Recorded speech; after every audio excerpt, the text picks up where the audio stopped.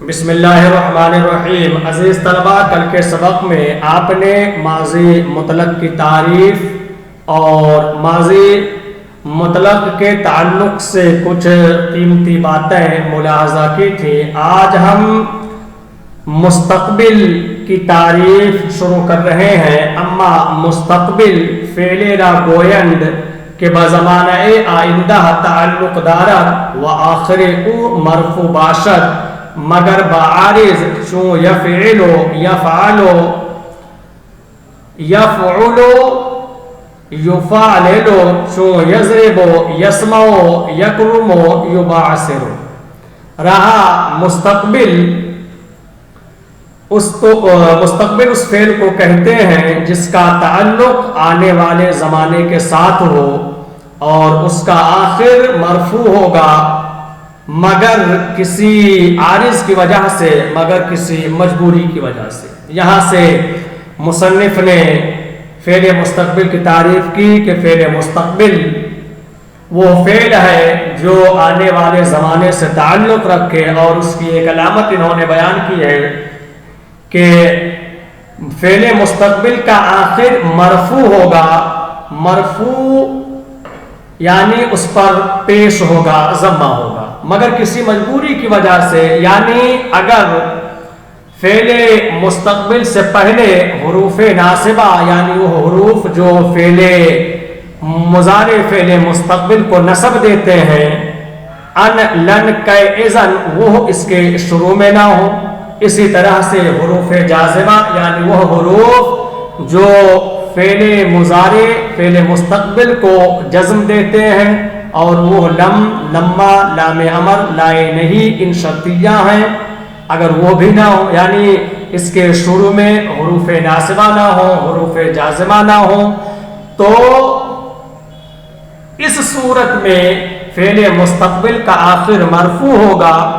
لیکن اگر اس کے شروع میں حروف ناصبہ میں سے کوئی ایک حرف آ جائے تو اس وقت مستقبل کا آخر منصوب ہوگا، اور اگر حروف جازمہ یعنی جزم دینے والے حروف میں سے کوئی حرف آ جائے تو مستقبل کا آخر مجزوم ہوگا۔ مثال آپ دیکھ لیں، مرفوع کی مثال یفعلو، یفعلو اور یفعلو، یہ تین مثالیں ثلاثی مجرد کی ہیں۔ یہاں بھی عین کلمہ پر، یہاں پر دیکھیے پہچاننا آپ کے لیے آسان ہوگا۔ میں نے اس سے پہلے کے سبق بتایا تھا کہ فا عین لام کلمات کی شناخت کے لیے ضروری ہے کہ آپ پہلے حروف اصلیہ کی جانکاری حاصل کریں۔ حروف اصلیہ میں جو پہلا حرف ہوگا وہ فا کلمہ کہلائے گا، جو دوسرا حرف ہوگا وہ عین کلمہ، جو تیسرا حرف ہوگا وہ لام کلمہ کہلایا جائے گا۔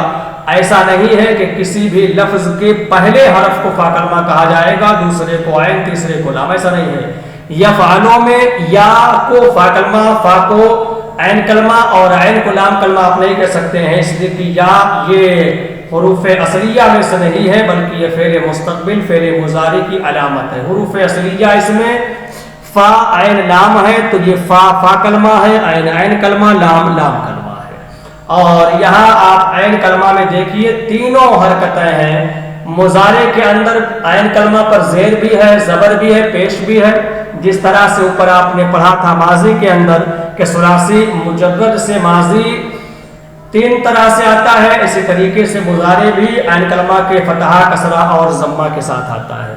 اور یفعللو یہاں بھی یہ رباعی کی مثال ہے، اور اس کی مثال ان چاروں کی مثال آپ دیکھ لیں۔ یفعلو کے وزن پر یضربو، یفعلو کے وزن پر یسمعو، یفعلو کے وزن پر یکرمو، اور یفعللو کے وزن پر یبعثرو۔ یضربو مارتا ہے یا مارے گا، یسمعو سنتا ہے یا سنے گا، یکرمو تعظیم کرتا ہے یا تعظیم کرے گا، یبعثرو الٹ پلٹ کرتا ہے یا الٹ پلٹ کرے گا۔ اما حال فعل را گویند کے بزمانہ موجودہ تعلق دارد، اور فعل حال اس فعل کو کہتے ہیں جو موجودہ زمانے کے ساتھ تعلق رکھے، موجودہ زمانے کے ساتھ تعلق رکھے. تو یہاں تک فعل ماضی، فعل مضارع اور فعل حال کی تعریف مکمل ہوئی. آپ یہاں پر دیکھ رہے ہیں کہ ماضی کے اندر مصنف نے تعریف کے بعد مثال بھی دی ہے، اور مستقبل کے بعد مستقبل میں مستقبل کی تعریف کے بعد اس کی مثالیں بھی دی ہیں. لیکن فعل حال میں تعریف تو کی ہے لیکن اس کی مثالیں مصنف نے نہیں دی ہیں. اس کی وجہ کیا ہے؟ وہ صیغہ حال ہم چو صیغہ استقبال است. چونکہ حال کا جو صیغہ ہے وہ استقبال کے صیغے کی طرح ہے. جس طرح سے فعل مستقبل کے صیغے آتے ہیں اسی طرح سے فعل حال کے صیغے عربی میں آتے ہیں. ہاں، فارسی اور اردو میں مستقبل اور حال کے صیغوں میں کچھ فرق ہوا کرتا ہے، لیکن عربی زبان میں دونوں کے صیغے ایک ہی طرح سے آتے ہیں. صیغہ یہ آ گیا تو صیغہ کی تعریف آپ سن لیں. صیغہ کا لغوی معنی ہے سونے کو ڈبیا میں رکھنا، اور اصطلاح میں بعض حروف کو بعض سے ترتیب دینے اور حرکات و سکنات سے کلمہ کو جو ہیئت حاصل ہوتی ہے اسے صیغہ کہا جاتا ہے. وَأَزْهَرْ یک ازیں ماضی و مضارع 14 کلمہ بیرون می آیند. وَأَزْهَرْ یک ازیں ماضی و مضارع، ماضی اور مضارع میں سے ہر ایک کے 14 صیغے نکلتے ہیں. 14 صیغے نکلتے ہیں. یعنی یہاں سے تعریف کے بعد ماضی اور مضارع کے صیغوں کی تفصیل بیان کر رہے ہیں. مضارع یہ زرع سے بنا ہے اور جس کا معنی ہے بکری وغیرہ کے 2 بچوں کا ایک تھن پر دودھ پینے کے لیے جمع ہونا. تو اس کا لغوی معنی تو یہ ہے، لیکن یہ بعد میں مشابہ کے معنی میں استعمال ہونے لگا، اور اس کی وجہ یہ تھی کہ مضارع اسم فاعل کے ساتھ وزن صوری یعنی حرکات و سکنات میں مشابہت رکھتا تھا، اسی لیے اس کو مضارع کہا جاتا ہے. آگے آپ منشئ کے اندر یہ بھی پڑھیں گے کہ مضارع کا ایک دوسرا نام ہے غابر، اور غابر بنا ہے غبور سے جس کا معنی ہوتا ہے باقی رہنا. چونکہ مضارع میں بھی زمانہ تکلم یعنی بات کرنے کے وقت تک باقی رہتا ہے، اسی لیے مضارع کو غابر کہا جاتا ہے. یہ تو ہوئی مضارع کی لغوی اور اصطلاحی لغوی تعریف، اور اس کی تعریف کے بعد اس کے تعلق سے ایک قیمتی بات کا بیان. لیکن یہاں پر آپ ملاحظہ کریں وَأَزْهَرْ یک ازیں ماضی و مضارع 14 کلمہ بیرون می آیند. سہ ازا مر مذکر غائب را است و سہ ازا مر مؤنث غائب را است و سہ ازا مر مذکر حاضر را است و سہ ازا مر مؤنث حاضر را است و 2 ازا مر حکایت نفس متکلم را است و در اول صیغہ عہدان حکایت نفس متکلم مذکر و مؤنث یکساں است و در دوم صیغہ حکایت نفس متکلم تثنیہ و جمع مذکر و مؤنث نیز یکساں است. یہاں تک ماضی اور مضارع کے صیغوں کی تفصیل مصنف بیان کر رہے ہیں کہ ماضی اور مضارع میں سے ہر ایک کے 14 صیغے نکلتے ہیں. ان میں سے 3 مذکر غائب کے ہیں اور ان میں سے 3 مؤنث غائب کے ہیں. 3 ان میں سے مذکر حاضر کے ہیں، 3 مؤنث حاضر کے ہیں، اور 2 ان میں سے متکلم کی ذات کے بیان کے ہیں. اور در اول صیغہ عہدان حکایت نفس متکلم اور متکلم کی ذات کے بیان کے پہلے صیغہ واحد میں مذکر و مؤنث یکساں ہیں، اور متکلم کی ذات کے بیان کے دوسرے صیغہ تثنیہ و جمع میں بھی مذکر و مؤنث اکٹھا ہے. یعنی یہاں سے بتا رہے ہیں کہ ماضی اور مضارع کے 14 صیغے نکلتے ہیں. عقلی اعتبار سے تو اس کے 18 نکلنے چاہیے، لیکن نکلتے ہیں 14 صیغے۔ 14 صیغوں میں 3 مذکر غائب کے ہیں۔ غائب کہتے ہیں جس کے بارے میں بات کی جائے، چاہے وہ سامنے موجود ہو یا نہ موجود ہو، جس کے بارے میں بات کی جائے اسے غائب کہتے ہیں، اور حاضر جس سے کلام کیا جائے اسے حاضر کہتے ہیں، اور متکلم کلام کرنے والے کو۔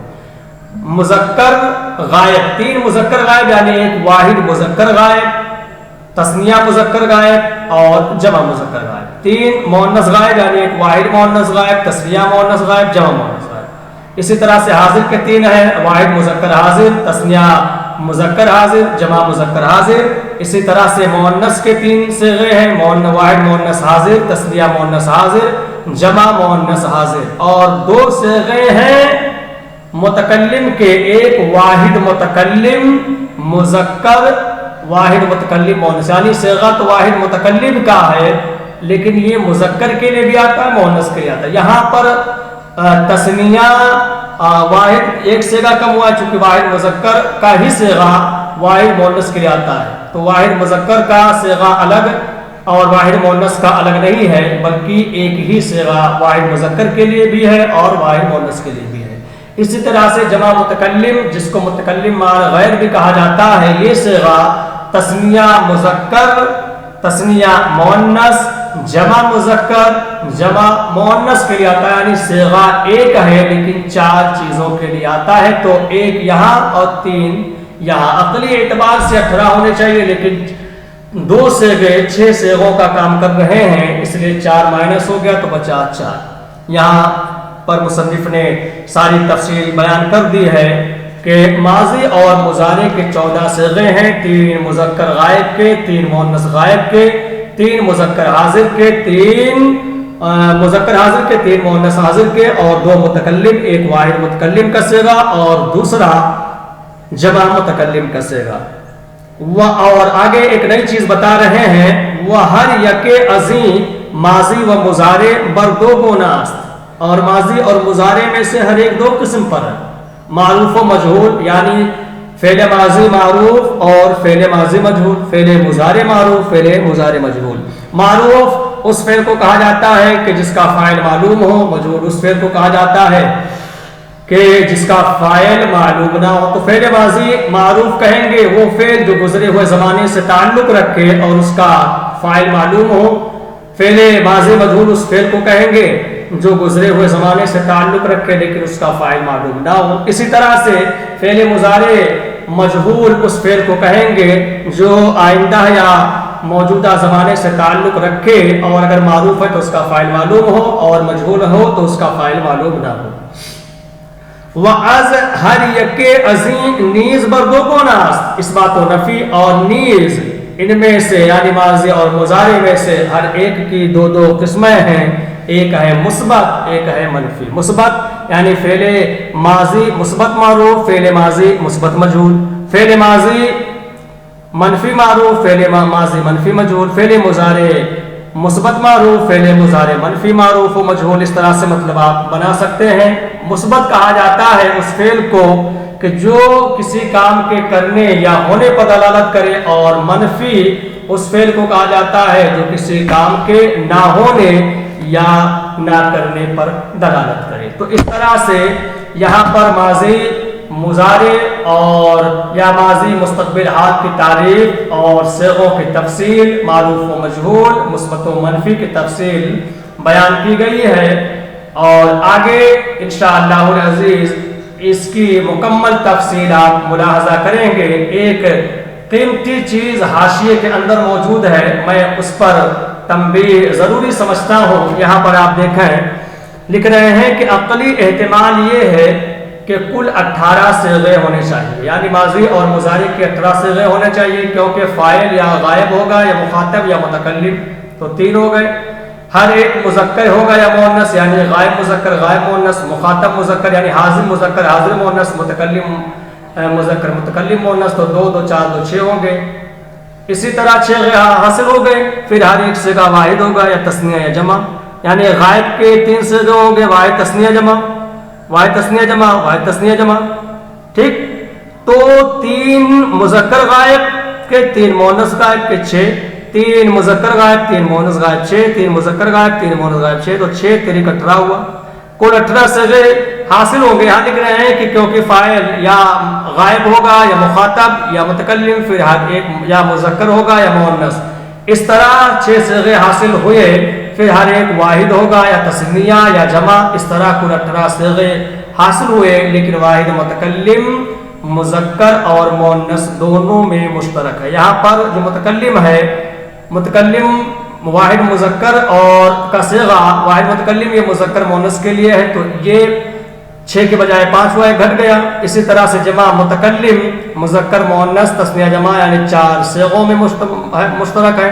تو ایک صیغہ 4 کا کام کرے تو 3 سے غائب، تو 3 1 4 یہ کم ہوئے، اور 18 میں سے جب 4 آپ نکالیں گے تو کل 14 صیغے بچیں گے.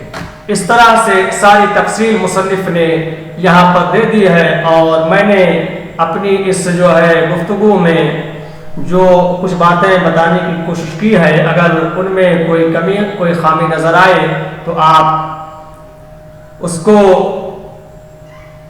حاشیے کے اندر ملاحظہ کر سکتے ہیں. میں نے کوشش کی ہے کہ وہی باتیں آپ کے سامنے پیش کی جائیں جو متن کے اندر یا حاشیے کے اندر موجود ہو اور اس کا تعلق علم صرف سے ہو.